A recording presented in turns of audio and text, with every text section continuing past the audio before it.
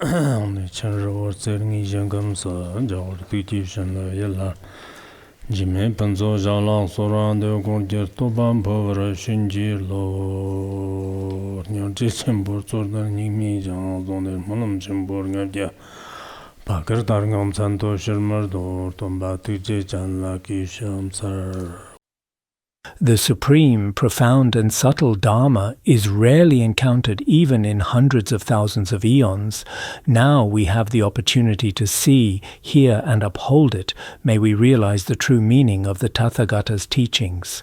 To liberate all sentient beings, please give rise to the supreme bodhicitta. Now we will continue our study of the Udāna Sūtra. The Udāna Sūtra contains 33 chapters in total. We are currently teaching Chapter 8 on speech. In Chapter 8 on speech, we have already covered part of it. Today's class will continue with the remaining content. When I look at the Udāna Sūtra from the verses themselves, most of them are relatively easy to understand. They shouldn't be that difficult to comprehend. However, when we look at the commentaries, we actually find much deeper layers of meaning. For example, this chapter on speech, on the surface, it discusses wholesome speech and unwholesome speech. These concepts are quite familiar to us, but within each verse, when explaining wholesome and unwholesome speech, there are many specific aspects being addressed.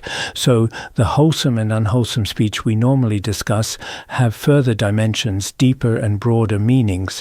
Therefore, as I suggested earlier, we should try our best to refer to commentaries. When we study alongside these commentaries, it will be more beneficial. So here we generally cover 7 or 8 verses. The study might seem straightforward, but you can try this yourself. If you take these 7 or 8 verses and try to teach them to others based on the commentary without anyone teaching you first, how well would you understand these 8 verses, and how long would it take you to grasp their meaning on your own? Sometimes if a teacher explains well in a short amount of time, one can realize the meaning. If the teacher doesn't explain well, even with much more time, one cannot understand. Especially for most people, I believe that combining the literal text with the commentary, when studied together, will lead to better comprehension. So when we study, try to cross-reference on your own as well and review the content. This is very important. Now let us continue with the teaching.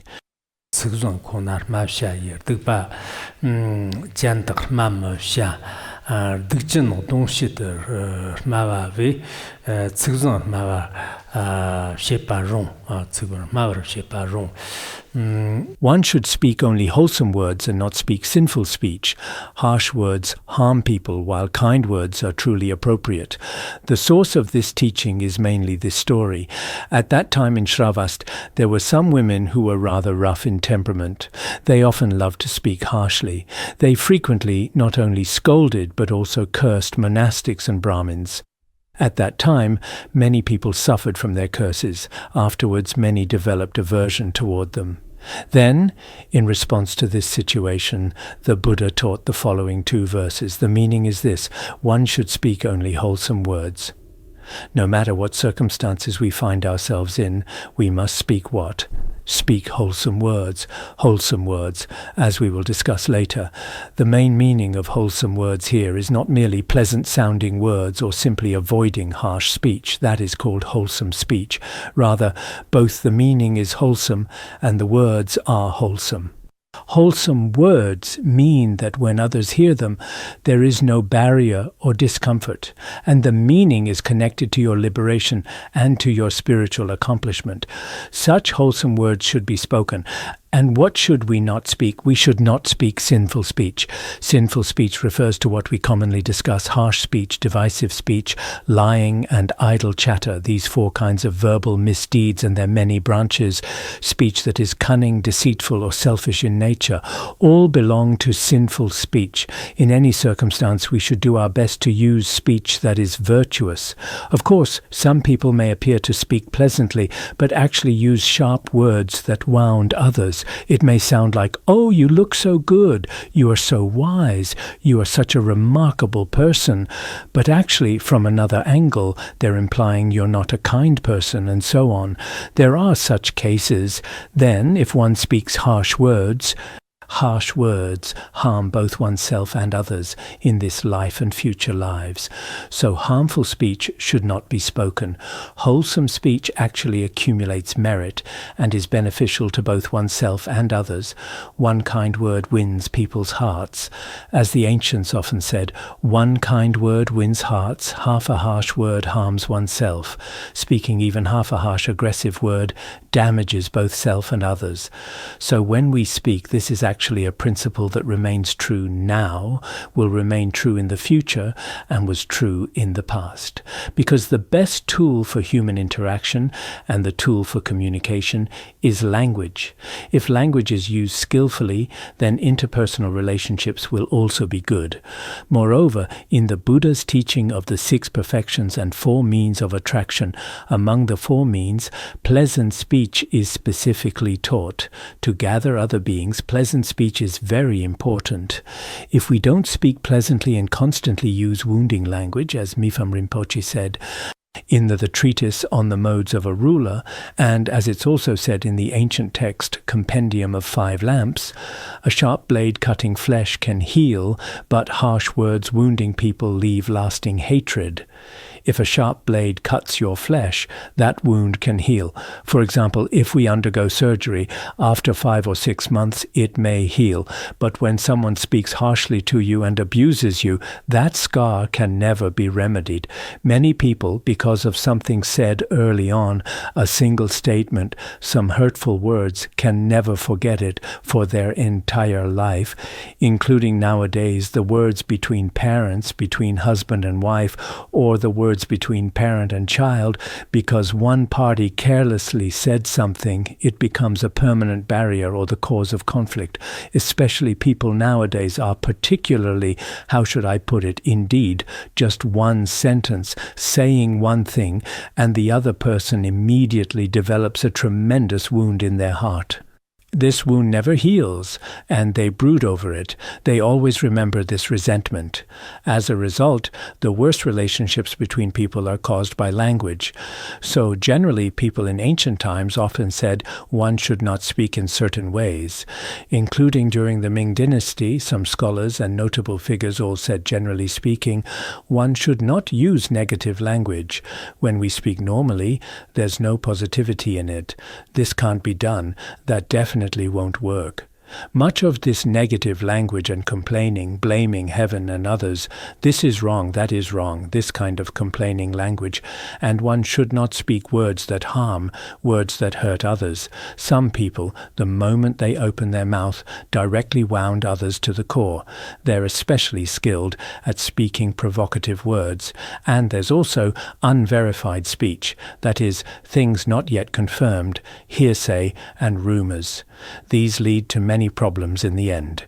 So skillful speech, appropriate speech, sweet speech, truthful speech, these are indeed very important. For many of us, no matter who we are, first of all, to know what kind of person someone is, we only know through the process of speaking with them.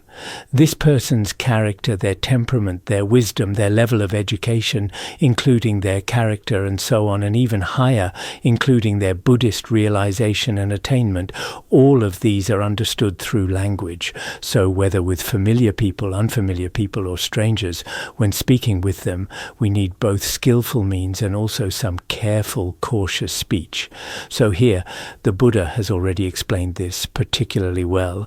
When we speak with others, at any moment we should try to use warm and gentle words, words that bring benefit to both ourselves and others. This is truly important. If we don't reflect before we speak, when we are driven by our emotions or feeling unhappy, we may carelessly utter words of complaint or say hurtful things when we have opinions about others. Very often our words become sharp and wounding. In fact, all of this brings about negative emotions. When we give in to such negativity from the perspective of cause and effect, we are accumulating a great deal of negative karma in our own mind stream. This negative karma eventually brings painful consequences. So the skillful use of speech is in fact extremely important. Shibar Dikchin Mapshe Parmavi Tsenavion Chamber Changerla Garter Mana Zanpongwa Tedr Fools utter harsh words which bind them as they speak. When they speak, they turn their backs on future lives. The wise never do this.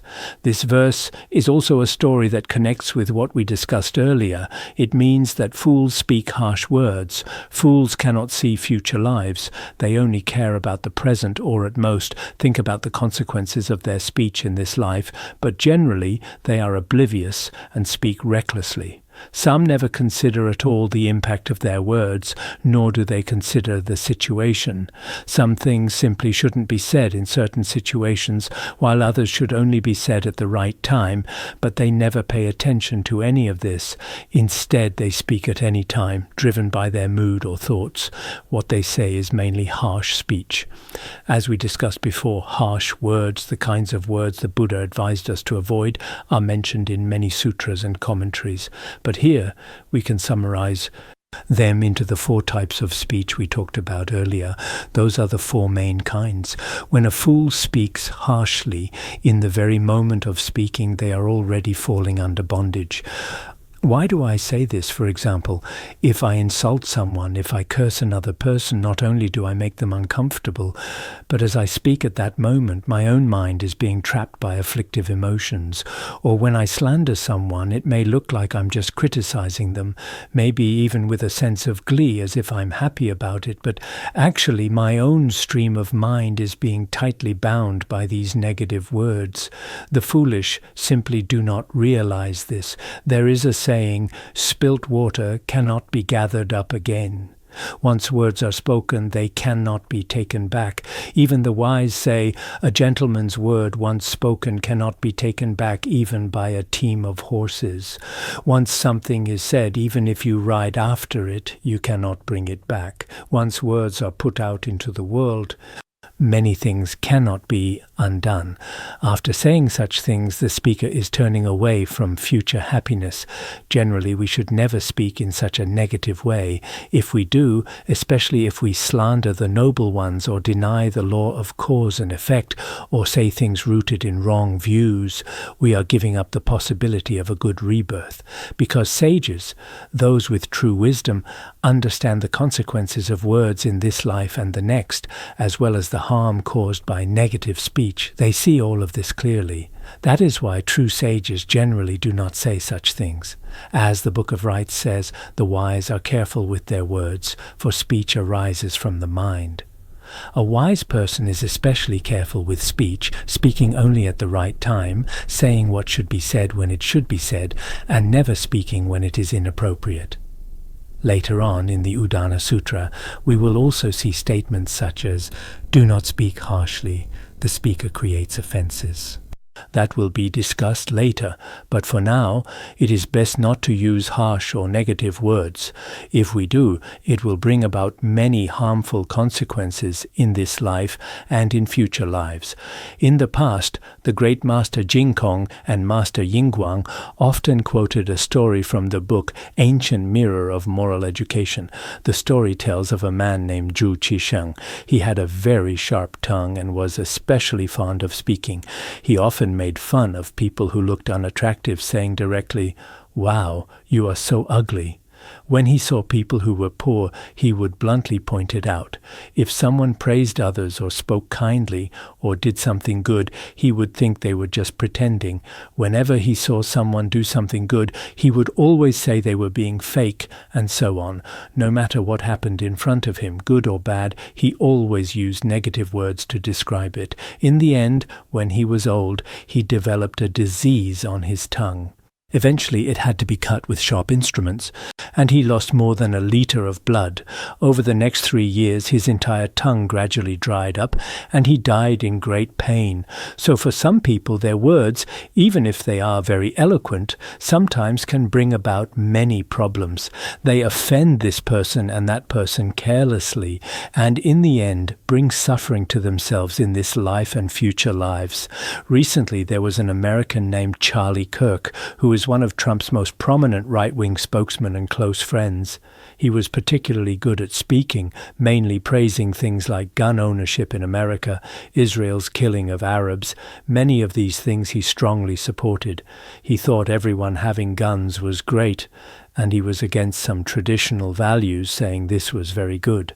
And he said that throughout American history, many people died in shootings. This is as it should be. They deserved to die.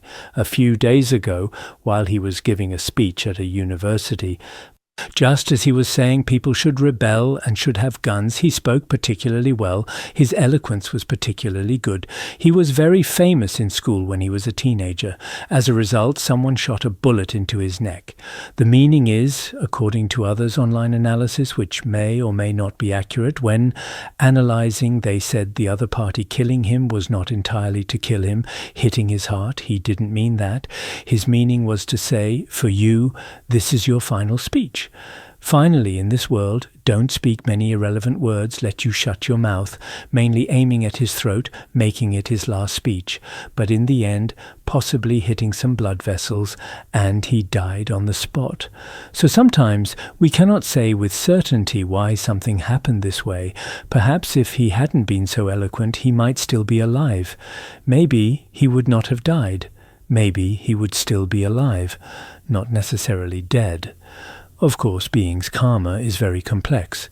And there are many other possibilities. So sometimes in this world, those who are good at talking are often respected and become celebrities or online influencers. Nowadays, people actually respect them more. They become internet celebrities or famous people, which is very possible. But if we observe carefully, those who truly have the altruistic mind are often not good at expressing themselves. Basically, they have no reputation. But those who are good at expressing themselves, especially in the internet age, many people listen to what they say, not paying attention to what they actually do. It is rare to look at actions. It's very rare. So in this era, sometimes we see that whether we are practitioners giving Dharma talks or using social media and various online platforms, words are very important. Through speech, we can know a person's basic qualities, their inner wisdom and realization. But if used improperly, in the end, it harms oneself and others. This is also very obvious. So here, generally speaking, a sage or enlightened being will only speak when it is truly beneficial for sentient beings. If there is no such benefit, they generally would not engage in idle chatter or irrelevant speech. Even more so, beyond what is necessary, such as teaching and guiding disciples, they would not speak harsh words or language that harms others. So for ourselves, it's often hard to do, or we don't do it well. Even though we know the theory and admire the words in the sutras in actual speech, we often neglect ourselves and talk about others' faults, sometimes using divisive and harsh words. This happens very often, but often we are at least aware of the harm these bring and may reduce them. For example, if I used to love criticizing others after studying these teachings on speech, after learning from the teachings of the sages, I probably criticize others a lot less than before. I see that some people, after studying Buddhism, can also develop this within their own mind stream. If you can do this, it is a result of learning the Dharma. This is one of the fruits of studying the Dharma.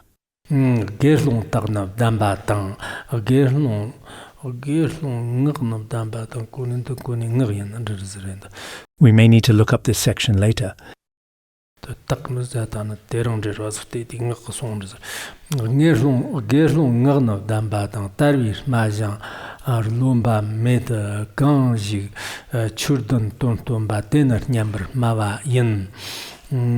A bhikshu should speak with restrained and gentle words, without arrogance. He should express the Dharma and reveal its meaning. This is pleasing speech. Next, yes, this story. Some people once asked the Buddha, what is pleasing speech? The Buddha gave this verse in response. There is an explanation like this. It is said that King Prasenajit invited the Buddha at that time and invited the Sangha to receive offerings during the day. He offered them delicious food. Among them was a venerable elder named Yangxian. He thought to himself, during the day King Prasenajit gives us offerings. At night we should also repay his kindness by teaching him the Dharma. Because of this, the Buddha spoke this verse, there is also such an explanation. As a bhikshu, of course, a bhikshu represents a practitioner. We can say that as practitioners, our speech should be restrained and disciplined. If our speech is not tamed, our mind is not tamed, body is not tamed, then whatever we do, especially our speech, must be tamed. Whatever we do, first we should avoid idle talk. We should say things that are meaningful. Here, gentle speech means, on one hand, speaking in a calm way, not rushed or impatient. This is also gentle speech. But most importantly, speech should have structure, logic, and meaning. As for meaning here, of course, every word and phrase has its own symbolic meaning, but the main meaning here is that it is meaningful for this life and future lives, meaningful for self and others. Such speech is the most important. This is called gentle speech. Then, without arrogance means speaking with a calm and peaceful mind, a pure mind and stable emotions, without special pride or self-importance, because sometimes when we speak it seems we always praise ourselves, always talking about our own merits. Here it should be very approachable and humble speech, and the speech should have the meaning of Dharma, that is, it should be related to the path. Because it is related to liberation. The most excellent is the speech that has the meaning of Dharma. Here, Dharma mainly refers to what is connected to liberation, language that is related to one's own liberation. The words of the Buddha and the words of the noble ones, these are all very important, because some people, when they speak, they especially love to talk about things unrelated to liberation and express them very clearly. But when it comes to liberation and Dharma meaning, we may say very little about these things. This point for us when communicating with Dharma friends daily is also important. For example, now as we study the Udāna Sūtra, afterwards, when interacting or communicating with other Dharma friends, sometimes we talk about what we ate, what mistakes we made, or various other things. We can talk about these things, but they are not very important. This is also fine to talk about, but it's not very important. This Dharma teaching is truly excellent. The Udāna Sūtra is truly like a Bible or the Analects in Buddhism. Sometimes I think if we promote the Dharma globally in the future, this would be very suitable. Why do I say that? Because these are the Buddha's own words, and they were compiled by arhats. Furthermore, nowadays around the world, many people hold biases against Mahayana Buddhism, and even stronger biases against Vajrayana Buddhism. If we teach all schools of Buddhism, including early Buddhism, without bias, and wish to transmit a teaching. In other words, as long as one acknowledges Buddhism, everyone can communicate and connect with it. For example, nowadays in many Western universities, there are many Theravada Buddhist societies. If they present these teachings, they all believe that. Actually, this is the true thought of the Buddha, because now, for most people in the world, their idea of Buddhism is the principles of Theravada or early Buddhism, and Mahayana and Vajrayana Buddhism are not as widely accepted. So if we are just starting out, just like when other religions present a representative scripture, if we need to present a representative Buddhist teaching, our Udāna Sūtra is very suitable. This is why nowadays all around the world people use the Dhammapada or other similar texts, but some of them still differ from the true meaning of Buddhism. They are still somewhat different from the original meaning. So this time, if we use some teachings with Dharma, meaning to share with others, that is very good. This is called pleasing speech.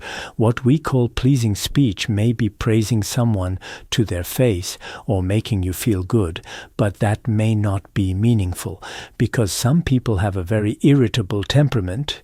If you say things to please them, it has nothing to do with our liberation or practice.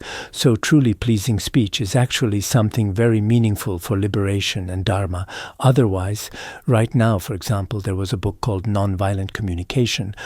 Many years ago, it was already available in Chinese. I've read some of it too. But actually, if you look at the content, it's quite famous outside, especially among Westerners. Most of it is just a way to make you feel comfortable or happy, but not truly to help you, nor does it come from truly understanding the truth of all phenomena, to have deep communication with you. It's not like that. So in some sense, maybe Westerners like this way of communication. Sometimes we see some books that Western people particularly enjoy. Some parts are especially good, but some parts, perhaps due to cultural differences, there are also some places that we cannot particularly understand why the other party considers this to be a skillful way of good communication. We have such thoughts. In fact, the true meaning is, of course, what we speak about related to liberation is truly non-violent and excellent communication. Of course, others may not necessarily accept liberation if others don't accept it. They might think it's nonsense and may not fully accept it. But no matter what, from our Buddhist teachings perspective, speech related to liberation is called pleasant speech. Pleasant speech should be understood this way. Not like some people, for example, they recite very well, reciting in Mandarin, or in our Tibetan language, some also chant poetry in song. When reciting poetry this way, it sounds very comfortable. This is also basically pleasant to the ear. When a singer sings a very beautiful song that you like to listen to, it's also quite pleasant to hear. But these are some empty words. His good speech here also has good speech in terms of meaning and good speech in terms of words. Good speech in meaning is related to your liberation. Good speech in words makes you never tire of hearing it. No matter how many times you hear it, you feel, wow, it sounds so good, this kind of feeling. This is called good speech.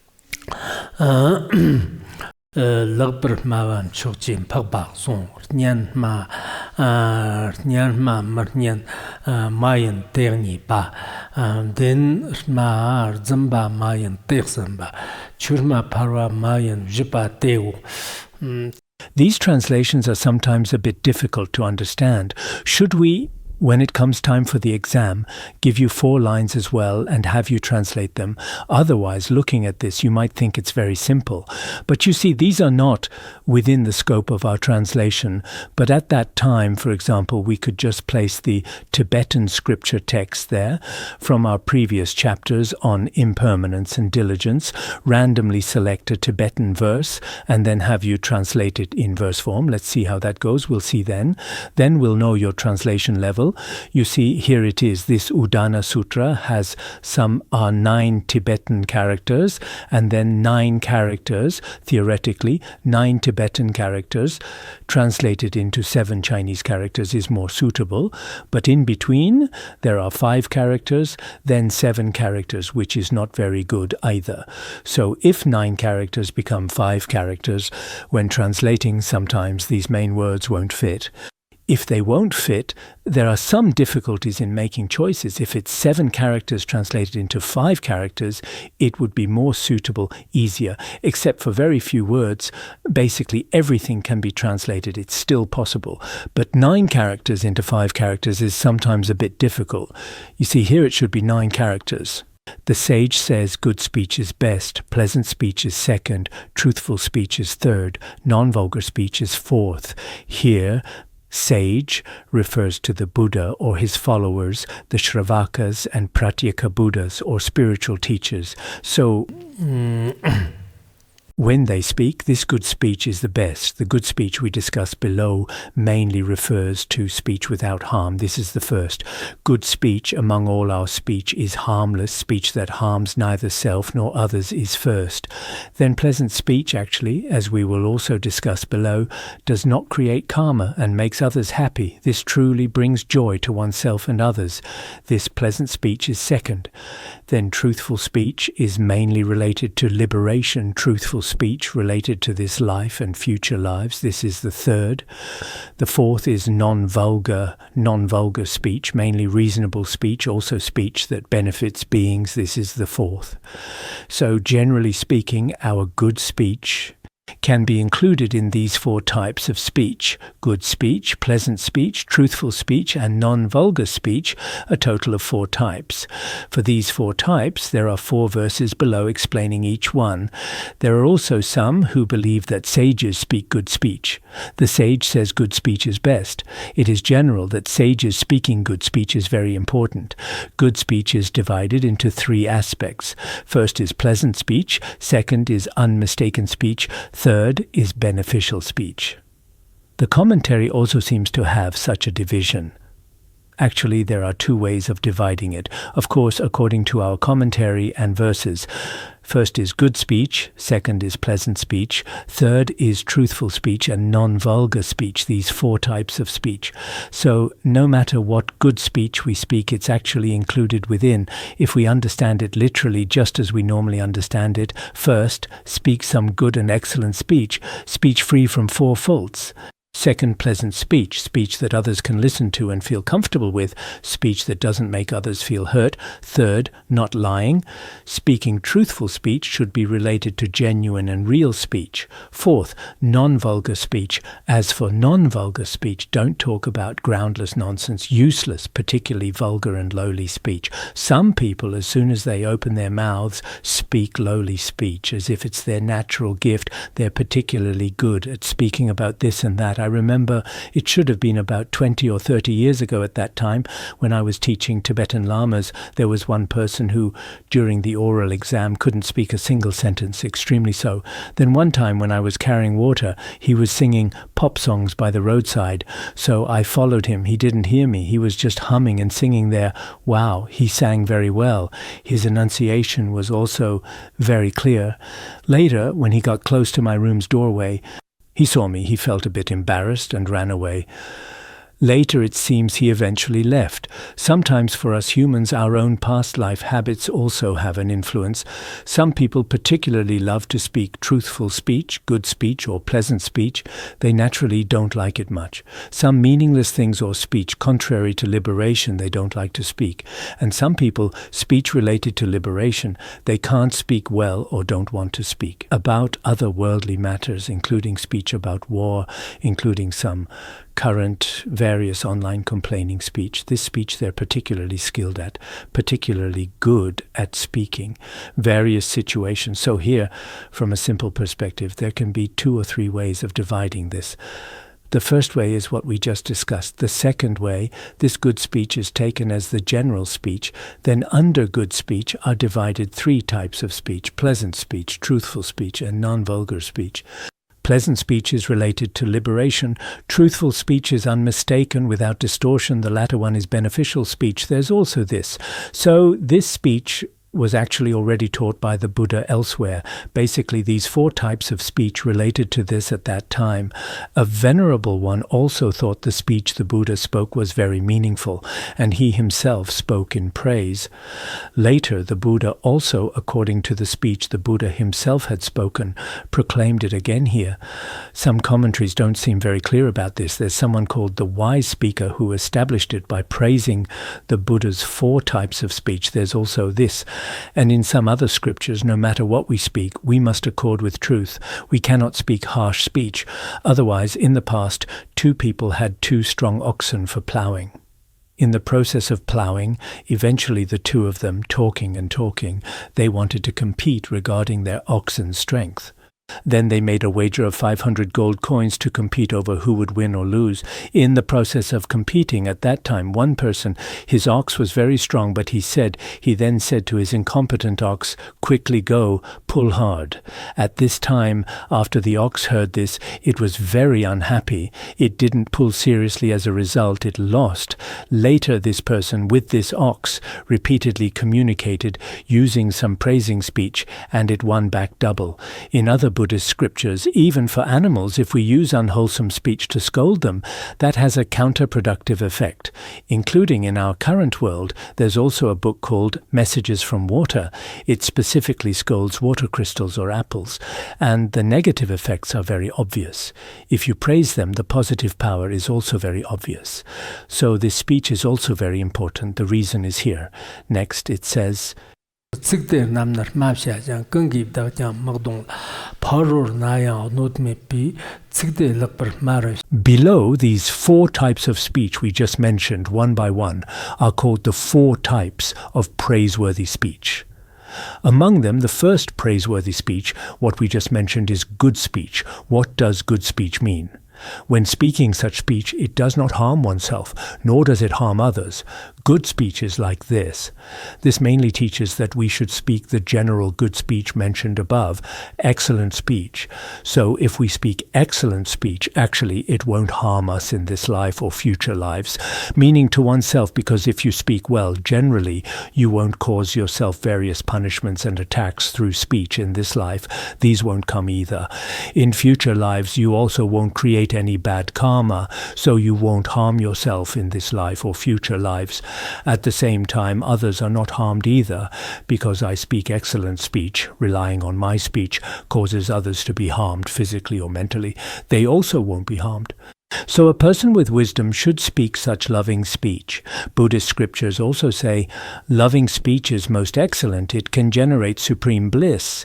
If we speak such loving speech, it can generate happiness for oneself and others. Moreover, all endless torments are made cool. It says that in our world, all these torments or afflictions can be eliminated through such speech. Sometimes for us, for example, when 2 people quarrel, a very good, wise Khenpo or manager comes to mediate between both sides. Very quickly everything disappears, the anger is gone, the verbal attacks are gone. But if our mediator in between is not very skillful, they become even more furious, further provoking conflict. This speech indeed is extremely important in this world, especially what is now called emotional value. In this world now, people often talk about emotional value. As for emotional value, actually we shouldn't just make everyone feel a bit better emotionally. For example, someone originally has several qualities, but whatever others like, you deliberately pick out to flatter them superficially, start praising superficially. Actually, people nowadays quite like this, making someone feel a bit more comfortable. They don't think at all about what the consequences are, what the background is, what their mindset is, just superficially boosting others' sense of value and worth, making their mood slightly better. Actually, although people often talk about this, mention this, value this, but actually truly excellent speech that comes from the heart, speech with loving kindness toward others, this kind of speech, perhaps your articulation isn't so clear, perhaps your expressive ability isn't so accurate, but the speech they speak is like nectar, very comforting to beings' mind streams. So in the process of speaking, we ourselves aren't very good at speaking, but we always feel, whether looking at scriptures or treatises, or current linguistics, communication studies, all kinds of success studies and so on. These Western scholars' books on communication are everywhere. But actually, in our Buddhism, the most sincere, from the heart, without selfishness, completely without selfishness. Perhaps for ordinary people it's impossible, but at least very sincere communication with others. This may be very important in our lives.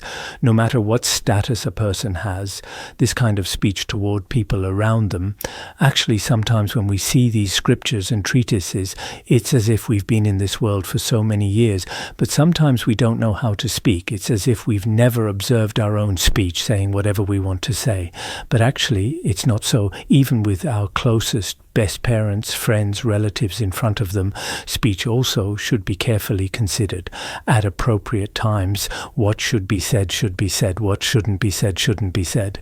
This way, for one's own status, the weight of one's speech is completely different. So here it says this is called the first type of speech. The second talks about pleasant speech, mainly discussing this. Kunga mumbar ganjara jang, kungir dugba mukit tang, shmebe parur ganjara ver nyansu konar mavra sha. Good speech makes people happy, does not generate bad karma, others feel joy, so speak only pleasant speech. Here it mainly refers to good speech in terms of words, as mentioned before. Generally speaking, if we speak without harmful intent, without a disturbing mind, without greedy mind, when we speak such words to others, joy arises in their hearts. After joy arises, bad karma won't be generated. This phenomenon of creating bad karma through speech doesn't exist, because my way of speaking is very good. This way others are also happy.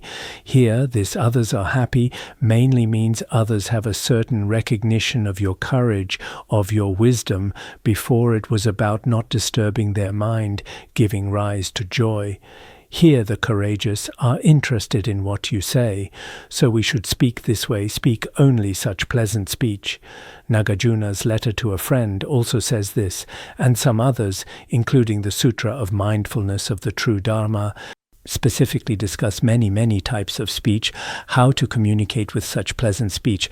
The Sutra of Mindfulness of the True Dharma discusses a great deal, so sometimes we should have time, or at this time, look at the Sutra of Mindfulness of the True Dharma and Mipham Rinpoche's The Treatise on the Modes of a Ruler, the chapter on speech, because some people speak particularly sharply. After speaking sharply, others can't accept it.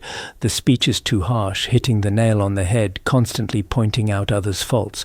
But whether it's appropriate for you to say it, you see, the Buddha also didn't teach Dharma anytime, anywhere. When he taught Dharma, he came to teach when conditions were ripe. When conditions weren't ripe, the Buddha wouldn't speak. Of course, the Buddha has clairvoyance. He knows whether this being's mind stream is ripe or not.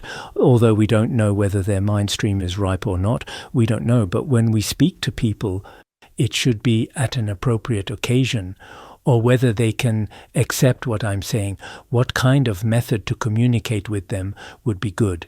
Each person's character and mood and their various circumstances and conditions are different. So for each person, the kind of speech we use, perhaps except for the Buddha, may not be perfectly appropriate. Here it mainly talks about pleasant speech. Speaking pleasant speech makes others happy, makes oneself happy. We should speak such speech. The second aspect is like this. The first aspect is not letting others be harmed, not letting oneself be harmed. The previous one is equivalent to refrain from all evil. This verse mainly refers to practice all good. Of course, it's mainly explained from the perspective of speech. That's what I think. So next, the third type of speech.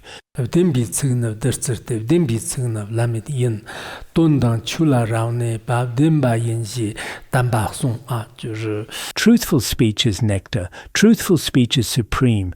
Truthful speech abides in righteousness and dharma, so the sages say. This, it seems in our commentary, there may not be a story,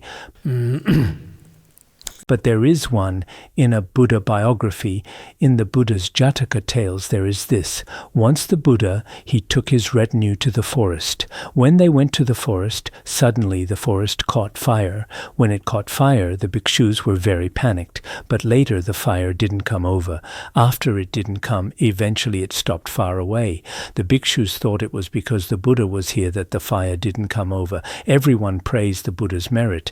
The Buddha said, actually, this time the fire not coming over is not the power of my merit in this life. It should be related to my past life. What relation to the past life? Once I was a young bird, a quail. Among birds there is a quail with very short wings. At that time, when I became such a young bird, similarly, the surrounding forest caught fire. Other birds all flew away themselves, including my friends and parents. They all flew away. At this time, the young bird had no way to fly itself. It made an aspiration in its heart. If I have the power of true merit, especially the merit power of speaking truthful words, truly unfailing, may this fire not approach. At that time, because of this, for lifetimes upon lifetimes, never lying, speaking truthful words, the fire didn't approach it. Later, not only that life, later it seems for an eon in that place, there wouldn't be any fires appearing at all. So the Buddha also said on the spot, relying on truthful speech, external, even fires among the four elements won't appear. This is an example in the Buddha biographies. The meaning is, here it says, if we speak truthful speech, there are many merits. What kind of merits? Truthful speech is like nectar of the gods. The nectar of the gods, as long as you enjoy it, can fulfill all desires, At the same time, all these, including suffering, are eliminated and power increases and so on. Then truthful speech is supreme. In this world, speaking truthful speech, the Buddha is a speaker of truth, a truthful speaker, incomparable, most excellent. Truthful speech can abide in worldly and transcendent, in worldly meaning, in transcendent Dharma, or truthful speech is in this life and future lives. Here, true truthful speech, this abide in world and abide in Dharma, meaning worldly and transcendent. This is very important, because truthful speech, there is truthful speech in the worldly realm. This person is very truthful because their speech is very truthful. This person is very truthful, can be deduced from speech. Then, in terms of Buddha Dharma, in truthful speech, there are many truths, including the truths of ultimate truth and conventional truth. All are within truthful speech. So, if one truly comprehends truthful speech, then this life and future lives are very joyful. So this point, the sages, all Buddhas and Bodhisattvas, also say so. Therefore, we also should look and in the future speak truthful speech. We often speak speech of liberation, not abandoning truthfulness. If we as people know this, then the path to becoming a sage is not far away. This is also said in Buddhist scriptures. So we see truthful speech is also very important.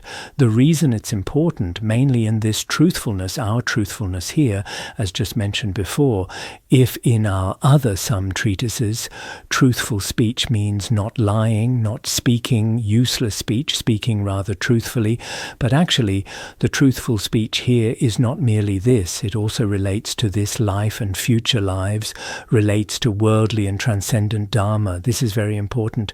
Usually when we speak truthful speech, we now look at some politics, look at some worldly news. They often say to seek truth from facts, truly unfailing. At such times, actually, they only speak of something immediate, a very superficial speech. Beyond that, their speech doesn't reach deeper places at all. So the person speaking this doesn't have more profound principles in their mind stream either. Their realm is only what they see in this world, just this block in reality. We can't even see our future lives, let alone in the ultimate, the most profound principles of emptiness and luminosity.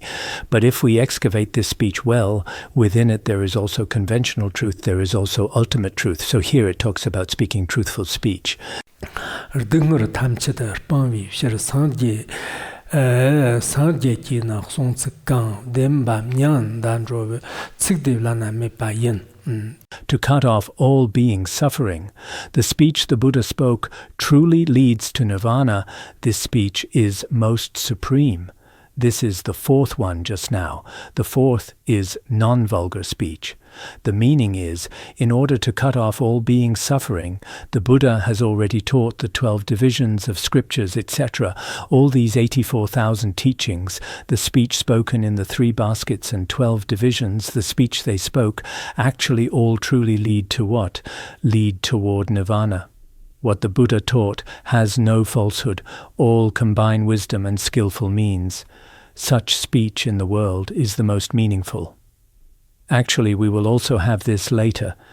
If you truly comprehend one verse, just like in the past, Bhikshu Ashvajit, Shariputra, Maudgalyayana, they, including the Kudapantaka we talked about before, Kudapantaka, sweep away defilement, remove defilement. Only 4 characters, but he already comprehended it.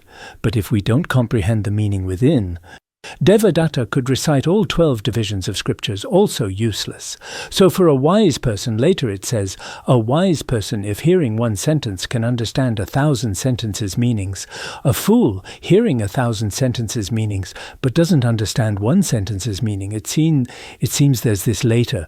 Right now I'm not reciting it very well, but actually the meaning is a wise person hearing one sentence, but 1,000 sentences' meanings are already comprehended.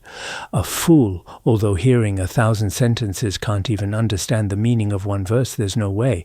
So usually all this speech the Buddha spoke all truly leads toward nirvana and leads toward liberation. So this, in the world, among all thousands of words, is the most supreme. You look at libraries, Xinhua bookstores, among these books, how many volumes, 100,000 volumes, 80,000 volumes, etc.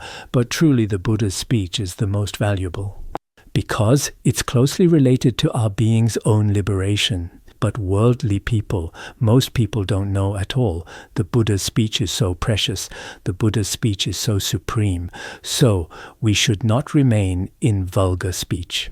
Reading books, we should read a bit more deeply, whether it's Supreme Great Perfection, Middle Way, these related to liberation. Otherwise, looking at them, it seems they're all the same. Of course, for convenience, we can also study various religions, study various theories. These are also not wrong. But most importantly, especially as people who somewhat understand reason and unreason, among all these books, there should be a few books we value most. This is perhaps most important. Otherwise, we place great perfection Dharma on the same level as a worldly novel like Dream of the Red Chamber or Water Margin or Romance of the Three Kingdoms, basically putting them on par. Perhaps our values are what kind, so we definitely should look. Just now, these four types of speech are all related to liberation. End of chapter 8. Sonandai tamse rubaya tone de jana pase jirgana jirano chupai chupun sonen droa droa bandangara badna Sūtra bandangara badna Sūtra Bandangara Badma Sūtra